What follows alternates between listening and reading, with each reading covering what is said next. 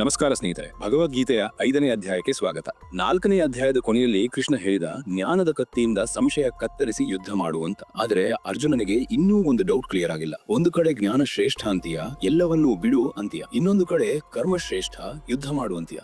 ಅರ್ಜುನ ನೇರವಾಗಿ ಕೃಷ್ಣನನ್ನೇ ಕೇಳ್ತಾನೆ. ಕೃಷ್ಣ, ನೀನು ಒಂದೇ ಬಾರಿಗೆ 2 ದಾರಿ ಹೇಳ್ತಿದ್ಯಾ, ಸನ್ಯಾಸ ಮತ್ತು ಕರ್ಮಯೋಗ. ಈ ಎರಡರಲ್ಲಿ ನನಗೆ ಯಾವುದು ಶ್ರೇಷ್ಠ ಮತ್ತು ನಿಶ್ಚಿತವಾದ ದಾರಿ? ದಯವಿಟ್ಟು ಕನ್ಫ್ಯೂಸ್ ಮಾಡ್ಬೇಡ, ನೇರವಾಗಿ ಹೇಳು. ಆಗ ಭಗವಂತನಾದ ಶ್ರೀಕೃಷ್ಣ ಬಹಳ ಗಾಂಭೀರ್ಯದಿಂದ ಒಬ್ಬ ಗುರುವಾಗಿ ಅರ್ಜುನನಿಗೆ ಹೀಗೆ ಹೇಳ್ತಾನೆ. ಸನ್ಯಾಸಃ ಕರ್ಮಯೋಗಶ್ಚ ನಿಶ್ರೇಯಸಕರ ಉಭೌ. ಪಾರ್ಥ, ಸನ್ಯಾಸ ಮತ್ತು ಕರ್ಮಯೋಗ ಇವೆರಡು ಮುಟಿಯನ್ನ ಕೊಡುವ ದಾರಿಗಳೇ. ಆದರೆ ಕರ್ಮಗಳನ್ನ ತ್ಯಜಿಸಿ ಸನ್ಯಾಸಿಯಾಗುವುದಕ್ಕಿಂತ ಕರ್ಮಯೋಗವನ್ನ ಆಚರಿಸುವುದೇ ಶ್ರೇಷ್ಠ ಮತ್ತು ಸುಲಭ. ಯಾರು ಯಾರನ್ನೂ ದ್ವೇಷಿಸುವುದಿಲ್ಲವೋ, ಏನನ್ನೂ ಆಸೆ ಪಡುವುದಿಲ್ಲವೋ ಅವನೇ ನಿಜವಾದ ಸನ್ಯಾಸಿ. ಅರ್ಜುನ, ಕಾಷಾಯ ಬಟ್ಟೆ ಹಾಕಿದವನು ಸನ್ಯಾಸಿಯಲ್ಲ, ಮನಸ್ಸಿನ ದ್ವಂದ್ವಗಳನ್ನ ಗೆದ್ದವನೇ ನಿತ್ಯ ಸನ್ಯಾಸಿ. ತಾವರೆಯಲೆಯ ರಹಸ್ಯ. ಸರಿ, ಹಾಗಾದ್ರೆ ಸಂಸಾರದಲ್ಲಿ ಇದ್ದುಕೊಂಡು ಪಾಪ ಅಂಟಿಸಿಕೊಳ್ಳದೆ ಇರೋದು ಹೇಗೆ? ಭಗವಂತ ಒಂದು ಸುಂದರವಾದ ಉದಾಹರಣೆ ಕೊಡ್ತಾನೆ.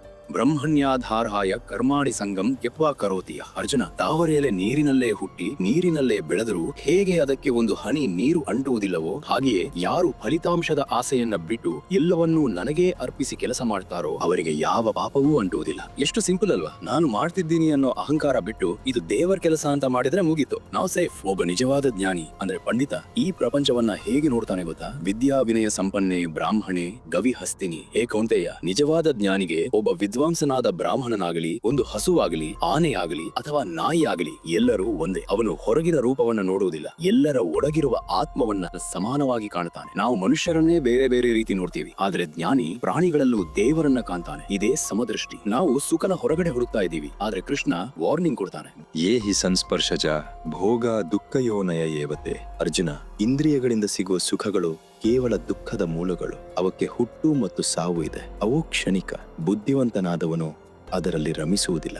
ನಿಜವಾದ ಅಕ್ಷಯ ಸುಖ ಬೇಕಂದ್ರೆ ನಿನ್ನ ಅಂತರಾತ್ಮದಲ್ಲಿ ಹುಡುಕು. ಕೊನೆಯಲ್ಲಿ ಶಾಂತಿ ಸಿಗಬೇಕು ಅಂದ್ರೆ ಏನ್ ಮಾಡ್ಬೇಕು ಅಂತ ಭಗವಂತ ಒಂದು ಫಾರ್ಮುಲಾ ಹೇಳ್ತಾನೆ. ಭೋಕ್ತಾರಂ ಯಜ್ಞ ತಪಸಾಂ ಸರ್ವ ಲೋಕ ಮಹೇಶ್ವರಂ. ನಾನೇ ಎಲ್ಲ ಯಜ್ಞ ಮತ್ತು ತಪಸ್ಸುಗಳ ಒಡೆಯ, ನಾನೇ ಸರ್ವ ಲೋಕಗಳ ಈಶ್ವರ ಮತ್ತು ನಾನೇ ಪ್ರತಿಯೊಂದು ಜೀವಿಯ ಪರಮ ಮಿತ್ರ. ಸುಹೃದಂ ಸರ್ವಭೂತಾನಾಂ. ಇದನ್ನು ಯಾರು ತಿಳಿಯುತ್ತಾರೋ ಅವರು ಶಾಂತಿಯನ್ನು ಹೊಂದುತ್ತಾರೆ. ಸೊ ಫ್ರೆಂಡ್ಸ್, ಕೃಷ್ಣ ನಮಗೆಲ್ಲರಿಗೂ ಬೆಸ್ಟ್ ಫ್ರೆಂಡ್. ಅವನನ್ನು ನಂಬಿ ಫಲಾಪೇಕ್ಷೆ ಇಲ್ಲದೆ ಕೆಲಸ ಮಾಡಿದ್ರೆ ನಾವೇ ಯೋಗಿಗಳು. ಮುಂದಿನ ಅಧ್ಯಾಯದಲ್ಲಿ ಕೃಷ್ಣ ಧ್ಯಾನ ಮಾಡೋದು ಹೇಗೆ, ಮನಸ್ಸನ್ನ ಕಂಟ್ರೋಲ್ ಮಾಡೋದು ಹೇಗೆ ಅಂತ ಸ್ಟೆಪ್ ಬೈ ಸ್ಟೆಪ್ ಹೇಳ್ತಾನೆ. ಮಿಸ್ ಮಾಡ್ಕೋಬೇಡಿ. ಈ ವಿಡಿಯೋ ಇಷ್ಟ ಆಗಿದ್ರೆ ಲೈಕ್ ಮಾಡಿ, ಮರೆಯದೆ ನಮ್ಮ ಮುಖಪುಟ ಚಾನೆಲ್ ಸಬ್ಸ್ಕ್ರೈಬ್ ಮಾಡಿ. ಜೈ ಶ್ರೀ ಕೃಷ್ಣ.